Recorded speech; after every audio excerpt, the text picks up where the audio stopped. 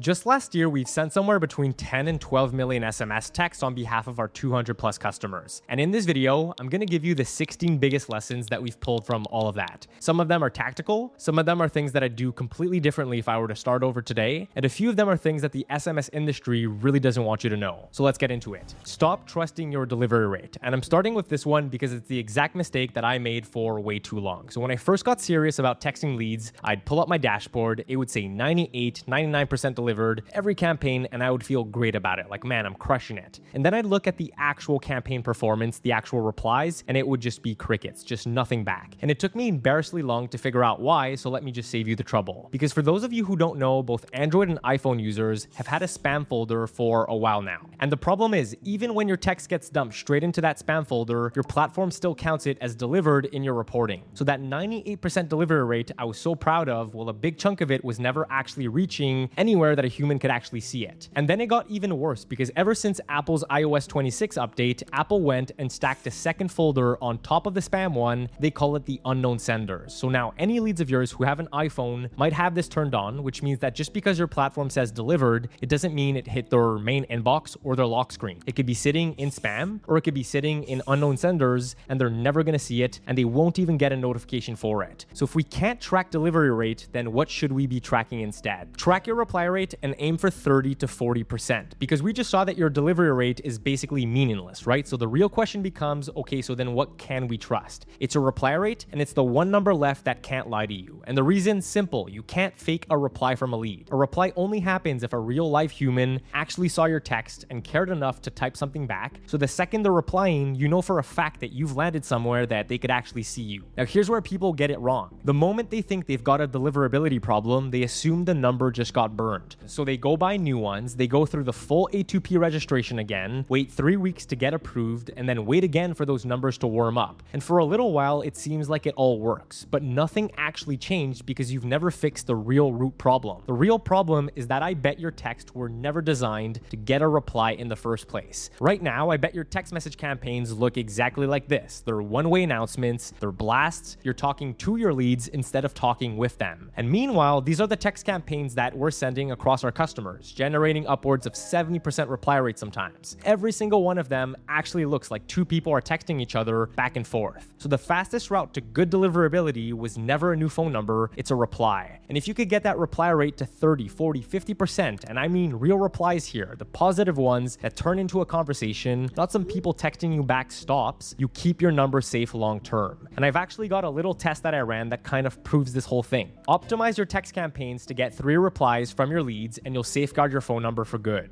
So you probably already know Apple put this report junk button right inside the conversation thread, and that thing is pretty scary because at any point, one tap from your lead and your number is poison. It's done for good. But here's what I started to notice. So every single time that I got a lead to reply back to me 3 times, that button just disappeared. It was gone, and it never came back. Not the next day, not a week later, not a year down the road if I'm still texting that same person from the same number. It's like Apple looked at it and went, okay, so these two clearly know each other. This is a real conversation, so I'm just going to leave it alone. So just think about what that's actually trying to tell you. Apple and the carriers, they're not just tolerating the campaigns that get replies. They're rewarding them, and they're quietly punishing everybody who's still out there blasting. So this right here is the whole game. Every single thing we cover after this comes back to that one job, which is getting the reply. So let's get into how you actually pull that off, starting with the stuff you've got to get right before you hit send. Get 4 things right before you send a single text, because if you skip these, none of your copy is ever gonna matter. So first one, you have to use a local area code, one that matches where your lead actually is, because a 1-800 number or an out-of-state number just screams campaigns the second it lands on their phone. So if your lead's down in Miami, you have to be texting them from a 305. Simple as that. Second, set your number up as a real contact with a name and a photo on it, so when it lands in the thread, the phone's showing you as a person and not some random number. And iMessage does this really well. It actually surfaces your name and your profile picture the very first time you text somebody, so the phone's kind of vouching for you before they've even said a word. Third, take every single link out of that first text. All of them, no exceptions, because links are the fastest way to kill your reply rates and drop you straight into spam. And anyway, you don't want them tapping anything yet. You just want them replying. And fourth, take your message, chunk it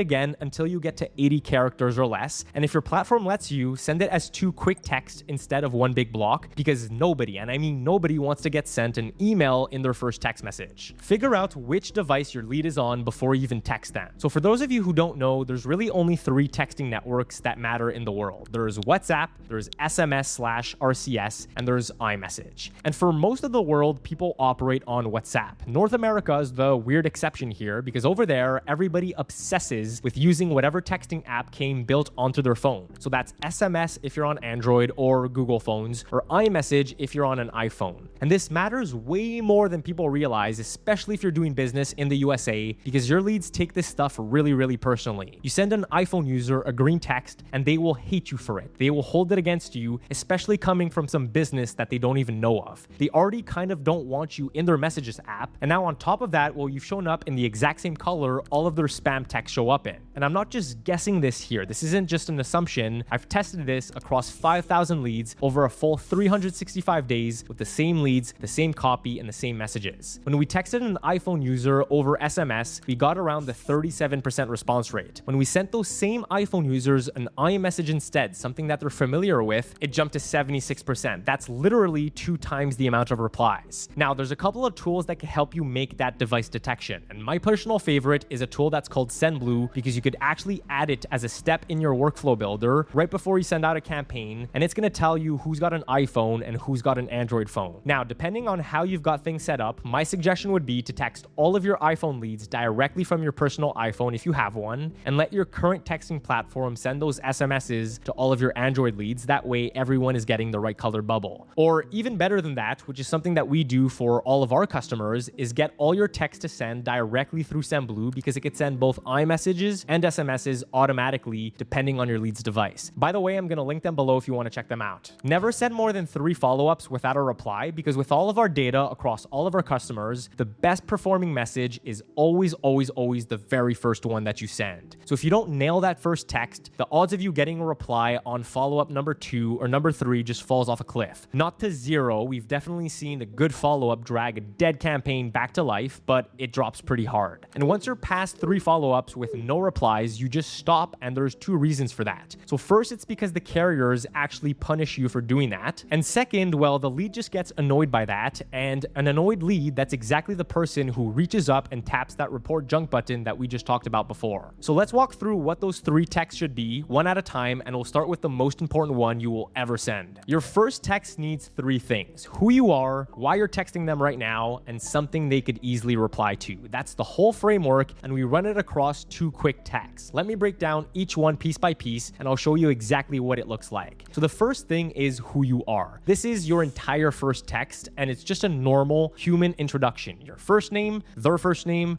and your company. Done. That's it. Then the second thing is why you're texting them right now. So a few seconds later, in your second text, you point at the exact thing that they just did, the actual reason that you're on their phone at all. If the lead opted in via form, you'd say, just looked over your form. If the lead booked an appointment, you'd say, just got your appointment booked for Tuesday. If the lead abandoned a cart, you'd say, saw you had the standing desk in your cart but didn't check out. If the lead got approved for something, you'd say, just a quick heads up, your treatment has been approved. And then the third thing, something that they could easily reply to. So you close that second text out with a low friction question, and low friction just means it's so easy to answer, there's basically no reason not to. Just looked over your form. Is it okay if I send you some mock-ups and a video here? Just got your appointment booked for Tuesday. What kind of business do you run? Saw you had the standing desk in your cart but didn't check out. Still deciding on size or color, or was it something else? Just a quick heads up, your treatment has been approved. Will this be your first time using a GLP-1 medication? You're not asking them to explain their whole life via text message. You're just handing them something they could fire back in a couple of words. The easier you make that question, the more replies that you will get every single time. But what happens now if the lead doesn't reply to your first text? Make your second text bump the first text, not introduce anything new. And I learned this one the hard way because when I first started, I did exactly what everybody teaches you on email. You see, on email, the standard advice for your second message is to add more context, dive a little deeper, maybe even switch to the CTA, maybe stack on a case study or 2. And that's actually really solid email advice. So that's what I did on text. I'd come back with another angle and it just did nothing, just nothing at all. But here's what finally clicked for me. So your first text is already your best shot. It's the lowest friction ask that you've got. So when you follow it up by piling up more on top of that, you're not adding any value, you're just adding weight to it, and you start to look a little needy on top of that. So what actually works for that second text is almost stupidly simple. It's just a bump, like literally a little bump written exactly like this. And I know exactly how dumb that looks written down on a screen, but I've watched this one little text pull replies out of threads I'd completely written off as dead. If the bump gets you nothing, make your third follow-up a selfie style video or a voice note. Because when even the bump doesn't land, here's what that's really telling you. The lead lost a little trust somewhere. Maybe it was the area code, maybe it was that green bubble, maybe it was the question that you asked, but something made them decide to ignore you, and no amount of new text is gonna undecide that for them. If anything, sending them another typed out message just proves out that there's a script running behind this. So on that third follow-up, you break the pattern completely. You send a quick selfie style video or a voice note, and you ask the exact same question that you ask in the first follow-up. Just 10 seconds of your actual face or 10 seconds of your actual voice. But there's one thing that you cannot get wrong here or the whole thing falls apart. So that video or that voice note has to land as a native attachment on their phone, meaning it plays right there inside the thread and they just tap it to watch it or to hear it. Because if it goes out as some link they've got to click on and leave the conversation and go watch somewhere else, just forget about it. Nobody's going to do that. Reword your reply stop line so it's not the first thing they see. Now, real quick though, this is part of the law, so you still have to honor opt-outs, always, no exception. But those exact words, reply stop to opt out, sitting at the bottom of your very first text message, they are quietly killing you. Because if you remember what we said before, a lead is going to scan the whole text in about a second, and that little opt-out line is one of the first things their eyes grab onto, and the moment they see it, well, they know, yep, this is some type of automated marketing blast, and they will never read it, and they will never answer you to you again. So all you do is reword it in something a real person would actually say. So instead of saying reply stop to opt out, it turns into something like, no worries, if now's not a good time, just let me know and I'll leave you alone. You're still honoring every single opt-out exactly the same as before. You've just pulled the one thing that screams marketing out of the first thing that they read. Now, rewording helps, but removing it completely from your text is even better. So remove the opt-out line completely by changing to a P2P texting platform, because even after we reworded that opt-out line for our customers, we'd still get feedback that it was too obvious, that people could just tell that it was sitting right there. So we went digging for a way to get rid of it entirely, and what we found is that opt-out language, it's only actually required on an A2P texting platform, which is basically all of your carrier-based SMS tools. On a P2P platform, which is peer-to-peer, not application to person, it's just not required at all. And that sendblue tool that we looked at earlier, the one that's checking for devices, Androids and iPhones, it runs on P2P iMessage, so it lets you drop that line out completely. You're still honoring every single opt-out, you're just not forced to stamp it onto every single message that you send. Once a lead raises their hand, keep them on text because it is the single fastest line to a human's attention.